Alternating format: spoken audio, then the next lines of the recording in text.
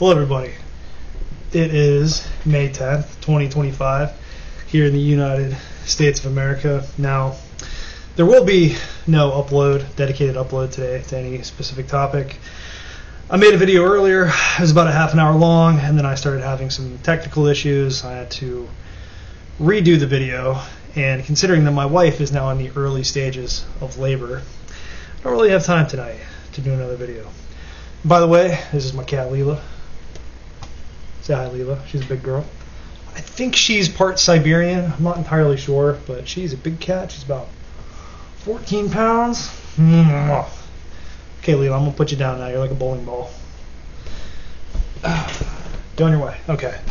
Anyways, yeah, I'm not going to have any kind of dedicated video tonight. I want to watch the events as they unfold in India and Pakistan, and then also to the very interesting series of events that have taken place seemingly between President Donald Trump's administration and the Israeli government currently under Prime Minister Benjamin Netanyahu. It seems I was correct in my assumption that something happened between the two parties, and that I think the United States may be at a turning point with the nature of its alliance with the State of Israel and how much Israel can actually influence the U.S. government and how it would be able to influence the U.S. government moving forward. I would like to see how these events play out. Just very briefly, I think that Donald Trump has taken a course of action that he has taken in regards to reportedly cutting off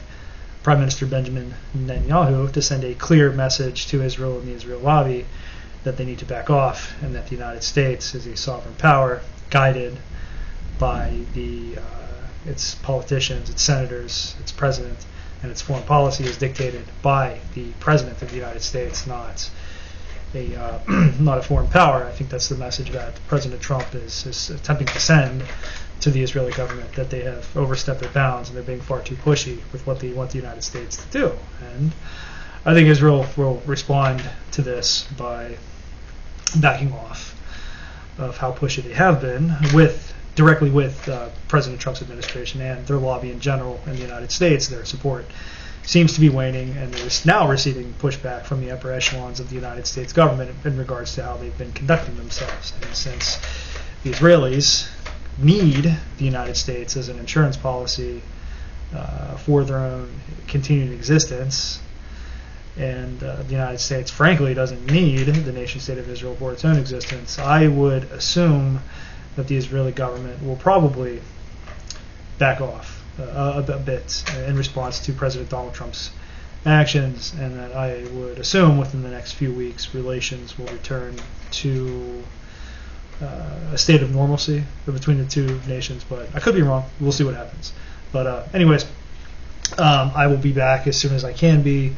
As I mentioned, my wife is in the early stages of labor. Our baby could come any day now. My next upload is scheduled for Wednesday. But if I am in the hospital, or if it's my first day at home with the newborn, I may not have time. But I will keep everyone posted, and I will return with a full upload about some of these issues as soon as I possibly can.